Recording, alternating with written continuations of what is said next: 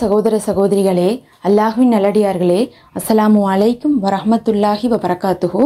அல்ஹம்துலில்லாஹ். அல்லாஹும்ம ஸல்லி அலா முஹம்மதின் வஅலா ஆலி முஹம்மதின் வபாரிக் வஸல்லிம். இது உங்களுடைய இஸ்லாமிய பாதை சேனல். இன்னைக்கு நம்மளுடைய அனைத்து தேவைகளையுமே பூர்த்தி செய்து கொள்வதற்காக அல்லாஹுடைய ஒரு 7 முக்கியமான இஸ்முகளை பற்றி பார்க்குறோம். எத்தனையோ அமல் செய்கிறோம், திக்ரு ஓதுறோம், துவா ஓதுறோம், தொழுகிறோம், நோன்பு வைக்கிறோம், இதெல்லாம் செய்கிறோம். அல்லாஹுவை அழைத்தழைத்து துவா செய்யணும். ஆனால் அழைத்தழைத்து நம்ம துவா செய்யக்கூடிய இடத்த நம்ம தவறி விடுகிறோம். நபி ஸல்லல்லாஹு அலைஹி வஸல்லம் அவர்கள் என்ன சொன்னாங்க? அல்லாஹ்விற்குன்னு சிறப்பு பெயர்கள் இருக்குது, அதை கொண்டு அவனை அழையுங்கள், அவன் பதிலளிப்பான்னு சொல்லியிருக்காங்க. அதே மாதிரி நம்ம அறிவிப்புகளில் பார்க்கும்போதும் சரி, உலமாக்களும் என்ன சொல்கிறாங்கன்னா, அல்லாஹுடைய பெயர் கூறி அழைப்பவர்களுக்கு அதற்கான பதில் கிடைக்காமல் இருப்பதில்லைன்னு சொல்கிறாங்க. அப்போ நம்ம அல்லாஹுவை அழைத்து கேட்கணும். எப்படி அழைக்கிறது? அதற்கு தான் அல்லாஹ்விற்குன்னு சொல்லிட்டு சிறப்பு பெயர்கள் இருக்குது. ஒவ்வொன்றுக்கும் ஒவ்வொரு அர்த்தம் இருக்குது. ஒவ்வொரு தேவைக்கும் ஒவ்வொரு விஷயம் பொருந்தக்கூடியதாக இருக்குது. அதில் ஒரு முக்கியமான 7 விஷயம் எடுத்துட்டிங்கன்னா அது எல்லா நாளுக்குமே, எல்லா தேவைக்குமே, எல்லாருக்குமே பொருந்தக்கூடியதாக இருக்குது. அதை தெரிஞ்சு அதை ஓதி கேட்கணும். நீங்கள் சிறப்பு பெயர்னு பார்க்கும்போது அல்லாஹ்விற்குன்னு சொல்லிட்டு 99 சிறப்பு பெயர்கள் இருக்குது. நீங்கள் அதை ஒட்டுக்காவும் ஓதி துவா செய்யலாம். ஒரு தடவையோ இல்லை ஒரு 10 தடவையோ நம்ம என்ன பண்ணலாம்னா ஒவ்வொரு பெயர்களையும் ஓதி நம்ம துவா செய்யலாம். அதுவும் சிறந்தது தான். அதனால் நீங்கள் ஒட்டுக்கா ஓதி துவா செய்கிறவர்களாக இருந்தால் அதையே கடைப்பிடிங்க. அது இல்லாமல் இந்த மாதிரி தனி சிறப்பாக இருக்கக்கூடியதை எடுத்து ஓதும் போது என்ன ஆகும்னா, அதிகமான முறை நம்ம அழைப்போம். இப்போ ஒட்டுக்கா ஓதும் போது 100ஐயும் ஒரு தடவை ஓதுவோம், துவா செஞ்சுட்டு போவோம். அதே நம்ம தனியாக இருக்கக்கூடிய ஒரு விஷயத்தை எடுத்தோம்னா நம்ம தேவைக்கு மேட்ச் பண்ணி அதை பல தடவை கொண்டு அழைப்போம்.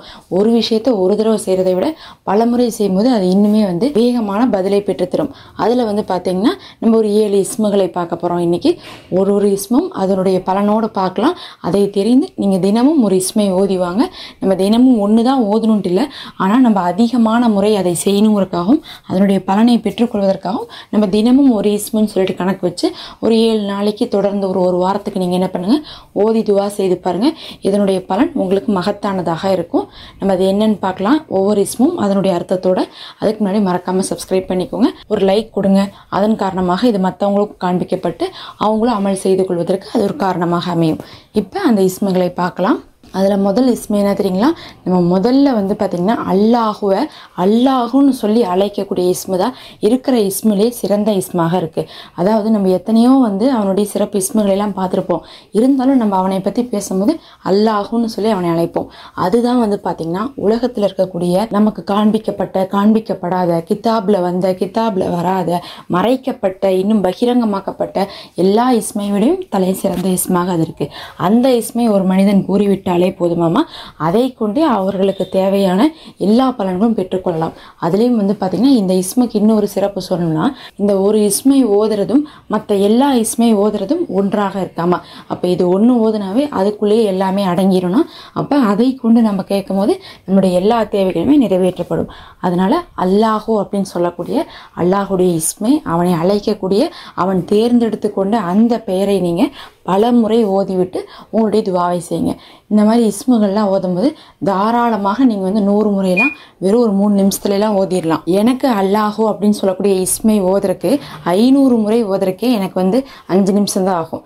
ஏன்னா நமக்கு ஒரு நிமிஷத்தில் 100 முறை தாராளமாக ஓதிடலாம். வெறும் ஒரு வார்த்தை தானே, அல்லாஹோ அல்லாஹோ அல்லாஹோ அல்லாஹோன்னு சொல்லிட்டு நம்ம ஓதனோம்னா ஈஸியாக முடிச்சிடலாம். நீங்கள் 5 நிமிஷத்துலேருந்து 7 நிமிஷத்துக்குள்ளே 500 முறை ஓதிடலாம்னா நீங்கள் யோசிச்சுக்கோங்க, ஒரு நாளைக்கு இந்த இஸ்மை ஓதியே நம்ம எல்லா தேவைகளையும் பெற்றுக்கொள்ளலாம்.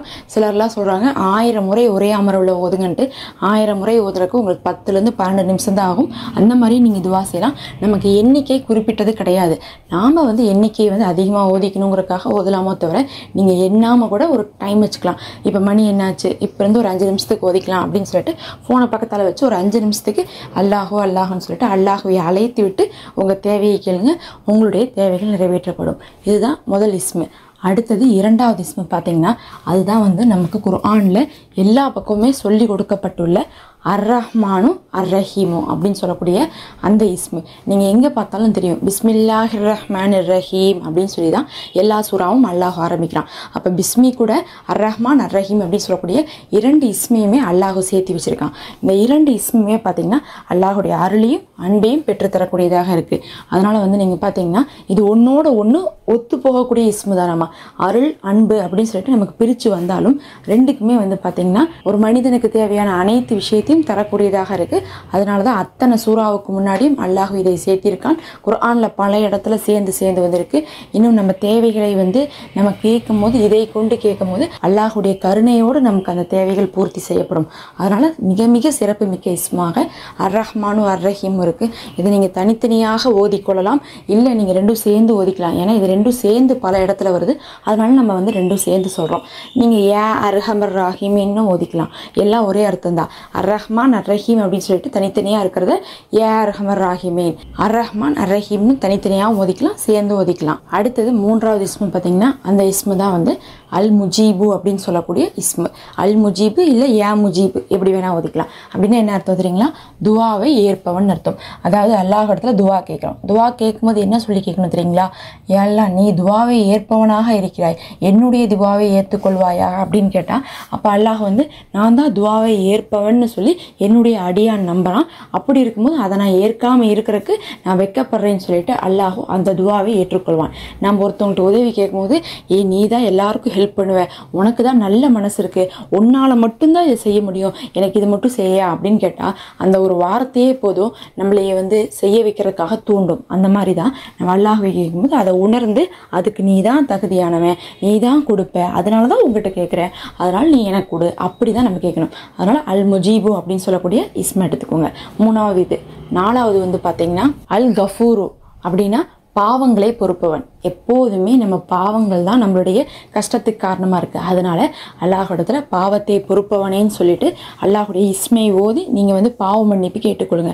அல் கஃபூருன்னு ஓதலாம், இல்லை நீங்கள் வந்து அஸ்தோஃபிருல்லா கூட ஓதலாம். அது வந்து திக்ரா இருக்கும், இது இஸ்மா இருக்கும்.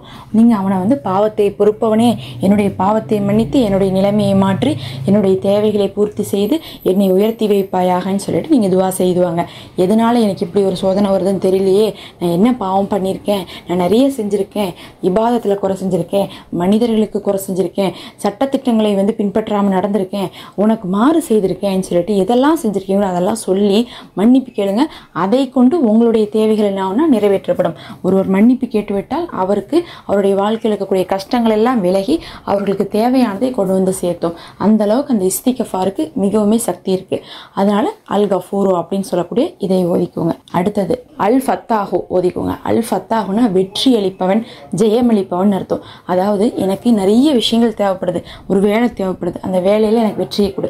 அதாவது நம்ம கேட்குறத அல்லாஹ் கொடுக்கறது தான் வெற்றி. நான் தொழில் ஆரம்பிக்கிறேன், அதில் வெற்றியை கொடு. எனக்கு திருமணம் ஆகுது, அந்த வாழ்க்கையை வெற்றியை கொடு. நான் ஒரு குடும்பத்துக்குள்ளே போகிறேன், அதில் எனக்கு ஒரு வெற்றியை கொடு. அதாவது எனக்கு நல்லதை கொடு அப்படிங்கிறத அந்த வெற்றி. அதனால் நீங்கள் எந்த ஒரு விஷயம் செஞ்சாலும் அதில் வெற்றி வேணும்னா அல்லாஹ் இடத்துல தினந்தோறும் அல் ஃபத்தாஹும் நம்ம ஓதுறது ரொம்ப சிறந்தது. அல்லாஹ் எனக்கு இந்த காரியத்தை ரொம்ப நாளாக முயற்சி பண்ணிட்டு இருக்கேன், 2 வருஷமாக முயற்சி பண்ணுறேன், எனக்கு இதில் வெற்றியை கொடுன்னு சொல்லிட்டு நீங்கள் பல நாள் முயற்சி பண்ணாலும் இதை ஓதுங்க. அதன் மூலமாக உங்களுக்கு வெற்றி கிடைக்கும். அல் ஃபத்தாஹு வெற்றி அளிப்பவன் அப்படின்னு சொல்லக்கூடிய இஸ்மு. அடுத்த இஸ்மு பார்த்தீங்கன்னா அஸ் சபூரு, அதாவது பொறுமையாளன். எதுக்கு நம்ம பொறுமையாளன்னு சொல்லி அல்லாஹ் அழைக்கிறோன்னா, முதல்ல நம்ம லைஃப்பை யோசிச்சு பாருங்க. நம்மளால பொறுமையாக இருக்க முடியுதா? எதுலேயுமே பொறுமை இல்லை, எல்லாத்துலேயும் அவசரம் தான். எதுவுமே கிடைக்காட்டினா நம்ம உடனே கொந்தளிக்கிறோம், அழுகிறோம், கதறோம், என்னென்னமோ பண்ணுறோம். எனக்கு அல்லாஹ் கொடுக்கவே மாட்டேங்கிறான் அப்படின்லாம் நம்ம சொல்கிறோம். ஆனால் அல்லாஹ் வந்து இந்த அடியானை படைத்தான். இந்த உலகத்தில் இருக்கிற எல்லாரும் அல்லாஹுவை வணங்குறோமா? இல்லை. இருந்தாலும் அல்லாஹ் பொறுமையாக இருக்கான். அவன் நான்னா இந்நேரம் இந்த மக்களை எல்லாத்தையும் அழிச்சிருக்க முடியும். அதேமாதிரி நம்மளை தொழுக சொல்கிறான், நம்ம தொழுகிறோமா? ஒழுங்கா தொழுகிறதே இல்லை. ஆனாலும் அல்லாஹ் பொறுமையாக இருக்கான். அவ்வளோ பொறுமையாக நம்மளிடத்துல அல்லாஹ் நடந்துக்கிறான். ஒரு அடியான் பொறுமையாக இருந்தால் அவனுக்கான சோதனையிலையும் அவனுக்கு கூலியை கொடுப்பான்னு அல்லாஹ் சொல்கிறான். கண்டிப்பாக நீங்கள் எத்தனை துவா கேட்டாலும் எத்தனை அமல் செய்தாலும் ஒரு விஷயத்தை புரிஞ்சுக்கோங்க. உங்களுக்கு 1 லட்சம் தேவை இருக்குன்னா 1 லட்சம் தேவையும் உங்களுக்கு நிறைவேறாது. அல்லாஹ் இந்த உலகத்தில் நபி ஸல்லல்லாஹு அலைஹி வஸல்லம் அவர்களுக்கு கூட கடைசி நொடி வரை சோதனையை கொடுத்தான். கண்டிப்பாக அல்லாஹ் ஏதாவது ஒரு பிரச்சனையை கொடுப்பான், ஏதாவது ஒரு சோதனையை கொடுப்பான், ஏதாவது ஒரு தேவையை வச்சுட்டு தான் இருப்பான். அது இல்லாமல் நம்ம அமல் செய்வதன் மூலமாக நமக்கு தேவையானதுக்கு அல்லாஹ் ஒரு மாற்று கொடுப்பான், ஒரு வழியை கொடுப்பான். ஆனால் பிரச்சனை இல்லாத மனிதன் இந்த உலகத்தில் இருக்க மாட்டான். ஆனால் அந்த பிரச்சனையோடு இருக்கக்கூடியவன் பொறுமையாக இருக்கணும்னு நல்லா சொல்கிறான். அந்த பொறுமையை இழந்துறதுனால நமக்கு என்ன ஆறுது இல்லைன்னா அதனுடைய பலன் நமக்கு இம்மையிலையும் கிடைக்கிறதில்ல, மறுமையிலையும் கிடைக்கிறதில்ல. பொறுமையாக இருக்கிறவங்களுக்கு அல்லாஹ் அதனுடைய கூலியை வேகமாக்குவான். ஆனால் நம்ம வேகப்படுத்துறதுனால, ரொம்ப அவசரப்படுத்துறதுனால நமக்கு அந்த கூலியே கிடைக்காம, அந்த தேவை நிறைவேறாமல் நம்ம தப்பான வழிக்கு போயிடுறோம், தப்பான வார்த்தைகள் சொல்லிடுறோம், தவறாக வந்து பார்த்தா என்ன பண்ணுறோம், அமல் செய்கிறத கூட கை விட்டுறோம். எனக்கு அல்லாஹ் கொடுக்க மாட்டான், நான் பார்த்துட்டேன், எத்தனை தடவை கேட்குறது அப்படின்லாம் நம்ம விட்டுறோம். அதாவது அல்லாஹ் நமக்கு கொடுக்குறக்காக வச்சுருப்பான். அந்த பொறுமையை இழந்து நம்ம வந்து கெட்ட வழிக்கு போயிடும். இது சைத்தானுடைய வழி. சைத்தான் பொறுமையை இழந்தான் வழி தவறினா, அந்த மாதிரி நம்ம வழி தவறி நமக்கு வந்து 2 உலகத்துலேயும் நஷ்டம் வரக்கூடாது. எங்களுக்கு காரியத்தில் பொறுமை கொடு, நீ கொடுக்கறதுல எங்களுக்கு திருப்தியை கொடுன்னு சொல்லிட்டு அல்லாஹ் இடத்துல அஸ்ஸபூரு அப்படின்னு சொல்லக்கூடிய பொறுமையாளனே எனக்கு பொறுமையை கொடுன்னு சொல்லிட்டு நீங்கள் துவா செஞ்சுக்கோங்க.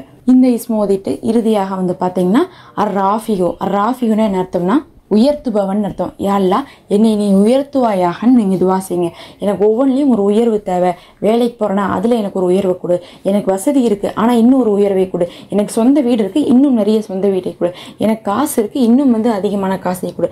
எனக்கு இப்போ வந்து இதெல்லாம் இருக்குது, இருந்தாலும் இன்னும் நமக்கு யார்கிட்ட தான் காசு இல்லை, எல்லாத்துட்டையும் காசு இருக்குது. 10 ரூபாவும் காசு தான், 10 லட்ச ரூபாவும் காசு தான், 1000 ரூபாவும் காசு தான், 1 கோடி ரூபாவும் காசு தான். அப்போ நம்மள்ட்ட இருக்கிறதுலேருந்து உயரத்தை கொடுத்து அந்த 1000த்தை 1 கோடியாக்கு, எங்களுக்கு வந்து வாடகை வீட்டை சொந்த வீட்டாக்குன்னு சொல்லிட்டு நம்ம உயரத்தை கேட்குறது. அதனால் வந்து திருமணம் ஆயிடுச்சு, எனக்கு ஒரு குழந்தை பாக்கியத்தை கொடு, ஒவ்வொன்றிலையும் ஒரு உயரத்தை கொடு, அடுத்தடுத்த நிலைமையை கொடு, கௌரவத்தை கொடு, கண்ணியத்தை கொடு, மரியாதையை கொடுன்னு சொல்லிட்டு நாம் வந்து அர்ராஃபிகை ஓதி நம்ம துவா செய்யலாம். இப்படி வந்து பார்த்தீங்கன்னா அல்லாஹுடைய சிறப்பு இஸ்முகளாக இருக்கக்கூடிய விஷயங்களை எடுத்து நீங்கள் ஓதலாம். இது மட்டும் இல்லை, 100 இஸ்முகளை எடுத்து அதனுடைய அர்த்தத்தை படித்து பார்த்தாவே உங்களுக்கு புரியும் எது எந்த தேவைக்கு பொருந்தோ.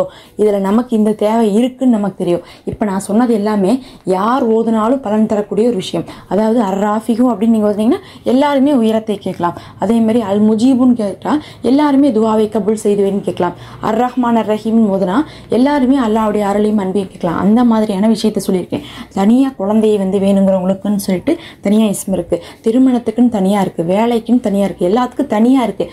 தனியானதை கொடுத்தா பார்க்கக்கூடிய எல்லாருக்கும் வந்து அது தேவை இருக்காது. எல்லாருக்கும் பொதுவாக இருக்கக்கூடிய 7 விஷயத்தை கொடுத்துட்டோம். ஆனால் நீங்கள் வந்து இஸ்முகளுடைய அர்த்தத்தை படித்து பார்த்தாவே உங்களுக்கு வந்து தேவைக்கான மேட்சான இஸ்மு இருக்கும். அதை எடுத்து நீங்கள் ஓதி துவா செய்து வரலாம். இதை நீங்கள் வந்து எந்த நாள் வேணால் எது வேணால் ஓதலாம். தொடர்ந்து ஒன்று ஓதணுங்கிறதுக்காக நம்ம எடுத்து வந்து கொடுக்குறோம், பொதுவாக இருக்கக்கூடியதுன்னு சொல்லிட்டு கொடுக்குறோம். இது இல்லாமல் நிறைய இஸ்முகள், நிறைய அர்த்தங்கள் வந்து உங்களுக்கு மேட்ச் ஆகக்கூடியதாக இருக்கும். அதனால் நீங்கள் 100 இஸ்முகளையும் தமிழ் அர்த்தத்தோடு ஒரு தடவை படித்து பார்த்து அதனுடைய அர்த்தத்தை புரிஞ்சு நீங்களும் அமல் செய்ய ட்ரை பண்ணுங்கள். அதிகமான முறையில் இஸ்முகளை ஓதி கேட்கக்கூடிய துவா மறுக்கப்படாது. அதனால் நீங்கள் இந்த இஸ்முகளை எல்லாம் ஓதி விட்டு துவா செய்துவாங்க. அஸ்ஸலாமு அலைக்கும் வரஹ்மத்துல்லாஹ்.